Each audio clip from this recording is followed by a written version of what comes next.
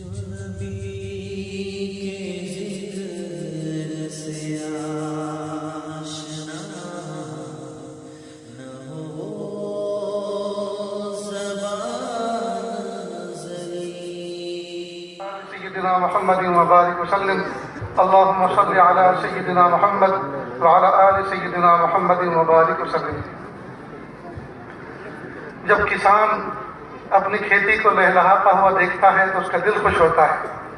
Factory کا مالک جب اپنی فیکٹری کے گوداؤن میں جاتا ہے اور اسٹاک کو دیکھتا ہے اور پروڈکٹ کو دیکھتا ہے تو اس کا دل خوش ہوتا ہے۔ ٹھیک اسی طرح جب اساتذہ کرام، مدرسے کے ذمہ داران اور کمیٹی کے سربراہان اور اہل محلہ اپنے ادارے سے پڑھتے ہوئے آگے بڑھتے ہوئے فارغ ہوتے ہوئے بچوں کو دیکھتے ہیں تو ان کا دل ہرا ہوتا ہے۔ اللہ رب العزت یہ 38 بچے جو حافظ قرآن بنے، جو ادارہ امت کے حوالے کر رہا ہے، اللہ تعالیٰ ان کے سینوں کو مبارک فرمائے، ان کے گھر والوں کے لیے برکت کا ذریعہ بنائے، اور جن جن علاقوں میں پہنچے یہ قرآن پاک کے نور کو عام اور تام کرے۔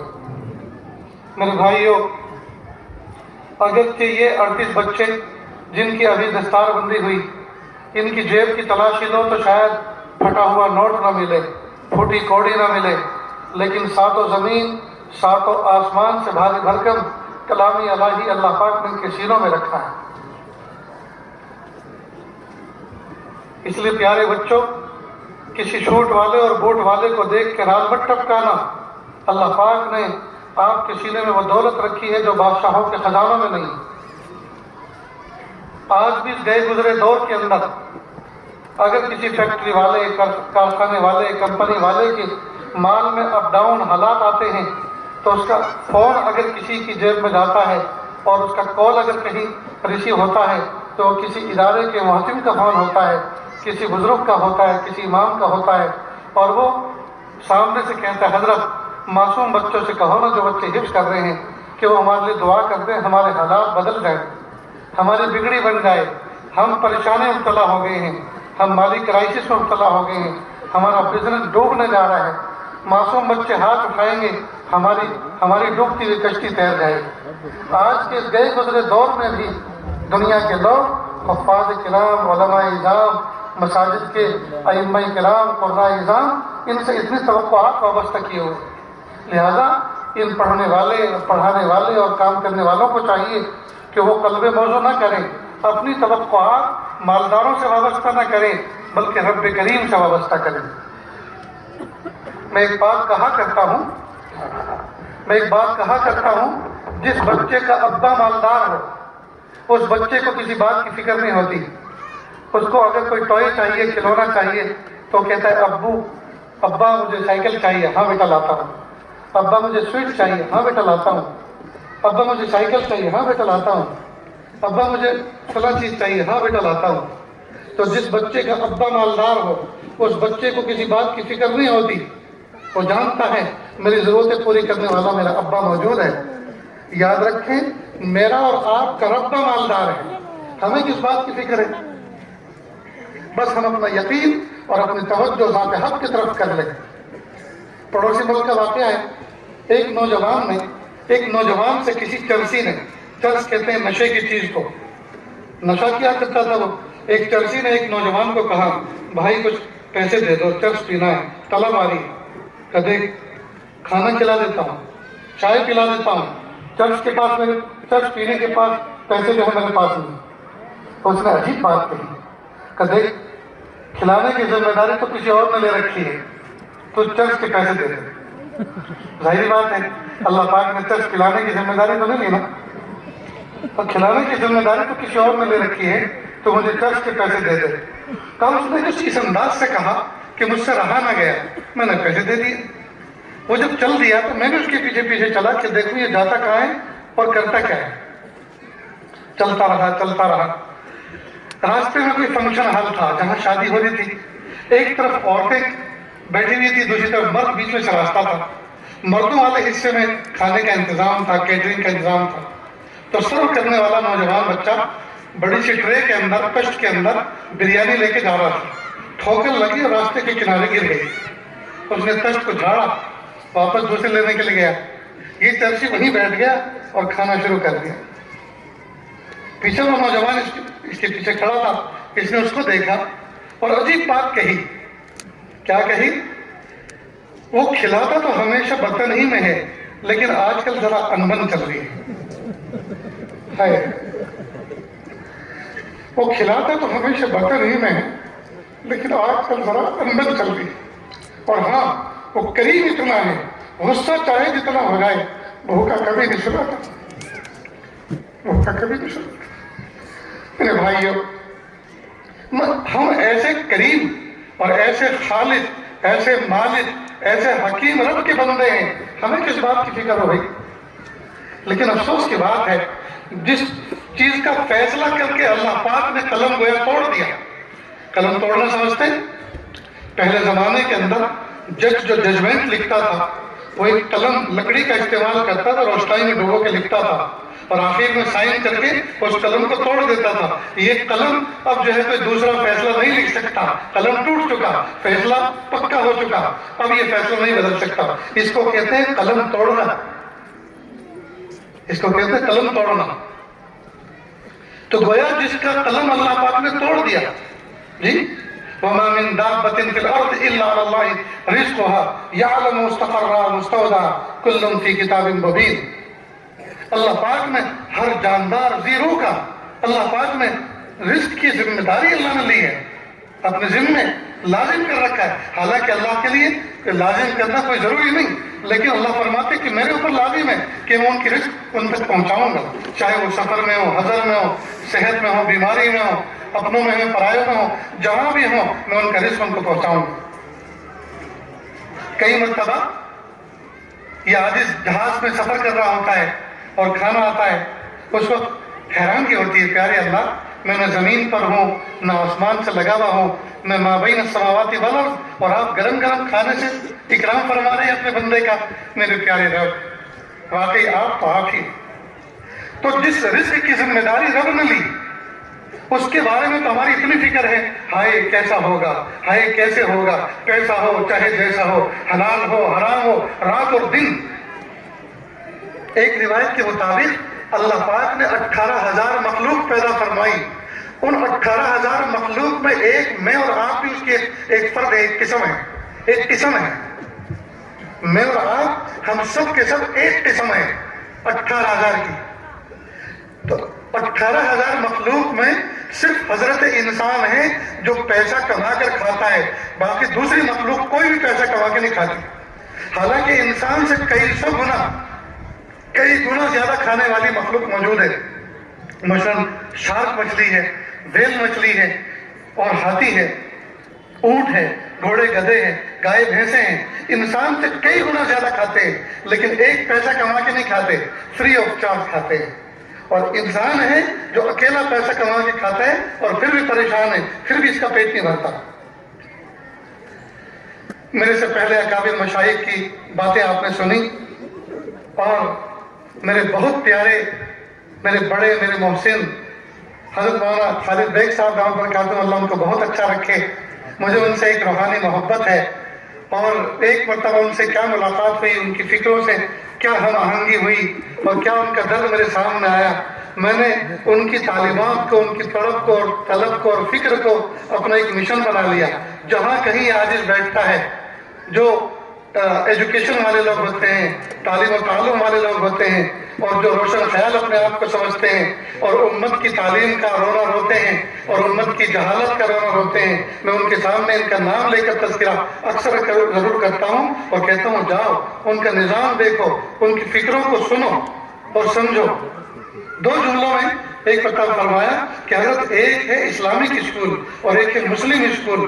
مسلم اسکول ہو جس میں پڑھنے پڑھانے والے مسلمان ہوں، کوئی ضروری نہیں ہے کہ ان کا اسلام سے کوئی واسطہ بھی ہے کہ نہیں، چاہے ان کے چہرے پہ نور نہ ہو، چاہے وہ نمازوں کے پابند نہ ہو، چاہے وہ حجاب کو لائق نہ کرتے ہوں، لیکن وہ ہیں مسلمان اور اس کو پڑھا رہے ہیں اسکول، تو وہ ہے مسلم اسکول۔ اور اسلامک اسکول وہ ہے کہ جس میں پڑھانے والے اور پڑھنے والوں کی فکر اسلامی ہے۔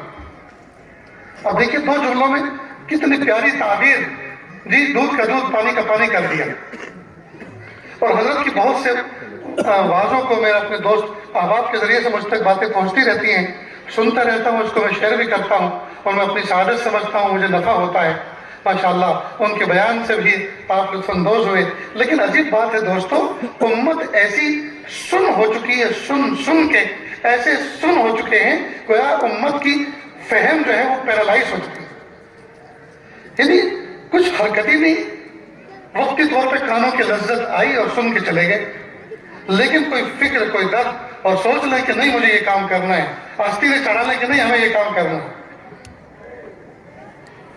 बिल्कुल असर नहीं मेरी उम्मत। करना वही है, सुनेंगे हम सबकी, लेकिन करेंगे वही जो हमारा दिल चाह रहा है। ये तो कैसी अजीब बात है दोस्त। ऐसी अल्लाह पाक ने मुझे और आपको इस जमाने में जो पैदा किया, ये तरक्की की मेराज का दौर है, असबाब वसाइल की मेराज का दौर है। इस वक्त मैं आपसे गुफ्तगू कर रहा हूँ, लेकिन अगर इसको लाइव कास्ट किया जा रहा हो तो इसी वक्त, इसी लम्हे पूरी दुनिया में हर इंसान इस बात को सुन रहा है। तो अल्लाह पाक ने कितना आसान कर दिया। पहले हाँ और ना का जवाब मालूम करने के लिए हफ्तों लगते थे, खत लिखा जाता था, खत पहुंचता था, फिर उसके मिजाज पर मौकूफ है वो कि उसी दिन उसका रिप्लाई देगा या कुछ दिन के बाद देगा। हाँ और ना का जवाब फिक्स करने के लिए हफ्तों लगते थे, और अब सेकंडों में बात तय हो जाती है कि यस या नो। तो अल्लाह पाक ने कितना जबरदस्त हमें असबाब वसाइल का निजाम दिया। लेकिन अफसोस की बात है दोस्तों, हम इस्लाम की तरक्की के लिए, अपनी कौम की तरक्की के लिए हम असबाब वसाइल का इस्तेमाल नहीं कर रहे, और करने वाले रात और दिन कर रहे, करने वाले रात और दिन कर रहे। मेरे भाइयों, हम जरा होश में आए। नौजवान बच्चे अगर इरादा कर लें किसी बात का, तो नौजवानों से हमेशा इनकलाब आया करता है, लेकिन नौजवान बच्चे जरा बराबर भी तैयार नहीं है। बस हर एक का मशगला, हर एक का रात दिन ओढ़ना बिछोना ये सेल फोन है। इसी की तिलावत होती है, इसी का मुताला होता है, घरों के अंदर किताबें गर्द खा रही हैं, दीमक चाट रही हैं, उनको खत्म कर रही हैं। कुरान पाक गर्द में अटा हुआ है, लेकिन मजाल है कि किसी को कुरान पाक को झाड़ कर उसको चूमा जाए, सर पे रखा जाए, सीने से लगाया जाए और कहा जाए ये मेरे प्यारे रब का कलाम है, ये सच्चा कलाम है, इसमें मेरी हयात है, इसमें मेरे लिए बरकत है, इसमें मेरे लिए अल्लाह पाक ने दस्तूर बनाया। हजरत उमर फारूक आज़म रज़ी अल्लाह तआला अन्हु कुरान पाक को सर पे रखते थे और कहते थे हाज़ा दस्तूर रब्बी, ये मेरे रब का कानून है, ये मेरे रब का दस्तूर है। जिसको देखो फोन देखते देखते सोते हैं और उठने के बाद देखते देखते उठते हैं। हाल ये है, नमाज के से पहले फोन सुनते सुनते मस्जिद में जाते हैं और उसको अच्छी तरह से ऑफ किया, नहीं किया, जेब में रख लिया, नियत बांध ली, आधी बात फोन पे की और आधी बात जो बची है उसको नमाज में सोच रहे हैं कि नमाज का सलाम फिरती फौरन बकिया बात अब करनी है। हाय हाय, क्या नमाज है दोस्तों, ये क्या नमाज है। नमाज का सलाम फेरने के बाद फौरन फोन उठाते हैं, ऐसा लगता है जैसे ये देख रहे हो कि अल्लाह पाक ने कोई मैसेज भेजा, कोई ओटीपी भेजा, नहीं कुछ अकाउंट में मुंतकिल किया, वादा तो किया है नमाज पढ़ोगे तो जिसमें बरकत देंगे, कुछ अकाउंट में आया कि नहीं। क्या तमाशे हैं दोस्तों। छोटे छोटे मासूम बच्चे तड़पते रहते हैं, अम्मी अब्बा की हमें तवज्जो मिले, अम्मी अब्बा हमें देखें, हमारी पेशानी को बोसा दें, हमारा दिल शेर हो जाए, हमारे सर पर दस्ते शफकत रखें, हमें अपने सीने से लगाएं। बच्चे तरस जाते हैं, लेकिन माँ अपने फोन में लगी हुई है, बाप अपने फोन में लगा हुआ है। कई मतलब छोटे छोटे बच्चे सोचते होंगे पता नहीं हम माँ बाप के पेट से पैदा नहीं हुए, शायद हमें किसी ऐप से इन्होंने डाउनलोड किया है। क्या तमाशा है दोस्तों, हम इतने गुलाम बन चुके इन टेक्नोलॉजियों के, जबकि ये हमारा जबरदस्त जासूस है। एक महीने, पिछले महीने, 2 महीने में हम किस लम्हे कहाँ गए, कितना ठहरे, सब कुछ डेटा आपको याद नहीं है, लेकिन इस फोन की कंपनी वाले को, गूगल वालों को मालूम है। जो फोन आपने बंद करके आपकी जेब में रखा हुआ है, कोई आपका दोस्त रिलेटिव आपसे राब्ता करता है, वो फोन फजा में आता है, वो फ्रीक्वेंसीज आती हैं और इनसे टच होके वापस जाती हैं और कहती हैं, वो फ्रीक्वेंसीज क्या सुनाई देती है, अनाउंसमेंट करती है कि जिस फोन पे आप राब्ता कर रहे हैं वो उसका स्विच ऑफ है। तो उसे पता कैसे चला, वो जेब तक आकर गया तभी तो उसको पता चला। तो वो तो हमारी गफलत से, हमारी हुजूरी से, हर चीज से वाकिफ है, और हमारा हाल ये है कि हम खुद अपने आप से वाकिफ नहीं। अल्लामा इकबाल शायर मशरिक, अल्लाह ताला उनकी कब्र को नूर से मुनव्वर फरमाए, ان کی قبر میں میں نے 2 مرتبہ حاضری دی. مجھے ان سے عجیب و غریب قسم کا ایک عشق ہے. ہم دوستوں کسی کے ظاہر کو دیکھ کر فیصلہ نہ کریں. ہم جج نہیں ہیں دنیا میں کہ ہم کہیں یہ فاسق، یہ کافر، یہ مشرک، فلاں فلاں. نہیں، پتہ نہیں اللہ تعالیٰ نے جی کیا نظام بنایا ہے. سلطان مراد، خلیفہ مراد ترکی کے، اندھیرا ہوتا خادم کے ساتھ بھیس بدل کے گھومتے کہ دیکھیں امت کس حال میں ہے. دیکھا ہے کہ ایک نوجوان سڑک کے کنارے پڑا ہوا ہے. اب ناک کے پاس ہاتھ لے جا کے دیکھا کہ سانس بند ہے، سینے پہ ٹٹولا، دھڑکنیں بند ہیں. نفس دیکھی تو نفس بیٹھ چکی ہے. فوراً کہا رہے بھائی دیکھو یہ کوئی انتقال کر کے پڑا ہوا ہے، دیکھو آپ کے محلے کا ہوگا، آپ لوگ اسی محلے کے رہنے والے ہیں، ذرا پہچانو. لوگوں نے دیکھا کہ جانے دو، اپنا کام کرو. یہ تو شرابی اور شبابی نوجوان تھا. کہ کچھ بھی ہو حضور کا امتی تھا، انتقال کر چکا، اس کی منزل تک پہنچانا ہماری ذمہ داری. اللہ کی شان. لوگوں نے ہاتھ پیر پکڑے، سلطان مراد نے بھی، خلیفہ مراد نے بھی ہاتھ پیر پکڑے اور گھر لے گئے. گھر میں اندر داخل کیا، سب چلے گئے. سلطان مراد کنارے پہ کھڑے رہے. اس کی بیوہ خوب روئی. روتے روتے اس نے یہ کہا، میرے سرتاج، میری محبتوں کی معراج، میں قیامت کے دن گواہی دوں گی میدان محشر میں کہ میرا شوہر اللہ کا ولی تھا. سلطان مراد نے سوچا لوگوں کی کامنٹ تو کچھ اور تھی، اور یہ تو سب سے بڑا وٹنس اور سب سے بڑی گواہ ہے گھر میں، اور یہ اس کو اللہ کا ولی کہہ رہی ہے. تو اس نے پوچھا بہن، لوگ تو اس کے بارے میں کوئی اور رائے قائم کر رہے تھے، آپ کس وجہ سے کہہ رہی ہیں؟ کون سی اس کی ایسی عادت تھی جس کی وجہ سے آپ اس کو کہہ رہی ہیں قیامت کے دن میں کہوں گی کہ تو اللہ کا ولی تھا؟ اس نے کہا ہم کسی بڑی فیملی سے تعلق نہیں رکھتے، متوسط گھرانے سے ہمارا تعلق ہے.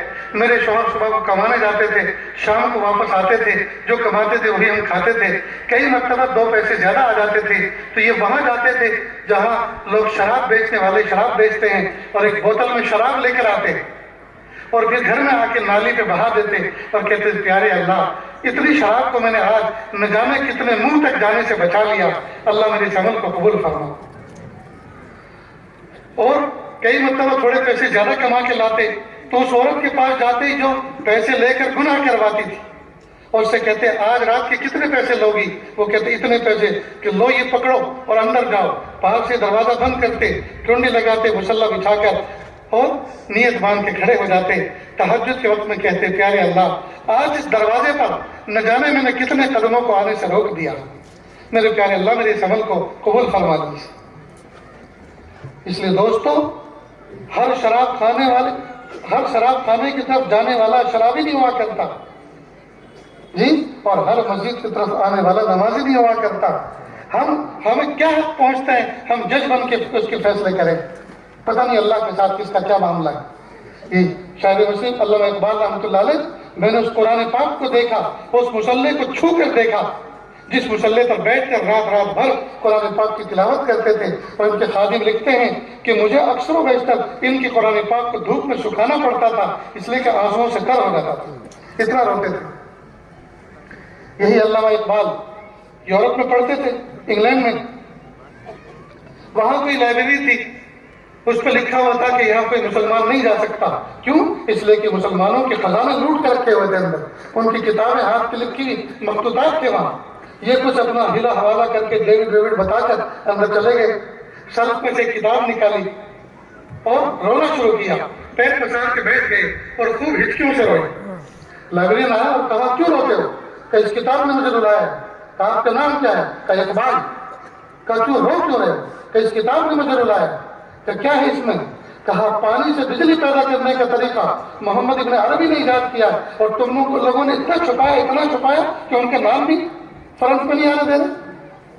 پھر اس کے بعد وہ وطن گئے، سیالکوٹ یا لاہور جہاں بھی رہائش تھی ان کی. وہاں جا کر انہوں نے پھر ایک نظم لکھی، خطاب بہ نوجوانان اسلام. اور اس میں لکھا کبھی اے نوجوان مسلم تدبر بھی کیا تو نے، وہ کیا گردوں تھا تو جس کا ایک ٹوٹا ہوا تارا. کتابیں اپنے آبا کی جو دیکھیں ان کو یورپ میں تو دل ہوتا ہے سی پارا. تجھے اپنے آبا سے نسبت ہو نہیں سکتی کہ تو گفتار وہ کردار تو ثابت و سیارہ. پورے اشعار ہیں خطاب بہ نوجوانان اسلام کے نام سے. میرے بھائیو، فکر کی کتابیں پڑھو، بیدار ہو، کتب خانے سے کردار ساز کتابیں لاؤ. اور عہد کر لو اپنے نفس کے ساتھ، اس کتاب کے پڑھے بغیر مجھے فون نہیں اٹھانا، مجھے انٹرنیٹ یوز نہیں کرنا۔ اور یہ واٹس ایپ، یہ فیس بک اور یہ انسٹاگرام، یہ تو بزنس مین لوگوں کے لیے ایجاد کیے گئے تھے، یہ ہمارے گھروں میں روٹی پکانے والی عورتیں استعمال کر رہی ہیں۔ کیا صلاحیتوں کا زوال ہے دوستو؟ کیا پکایا، کیا کھایا، کیا کھا رہے ہیں، کیا کھانے والے ہیں، وہ ساری کی ساری ہسٹری میکے کو بیٹی دے رہی ہے، شکران میں دے رہی ہے۔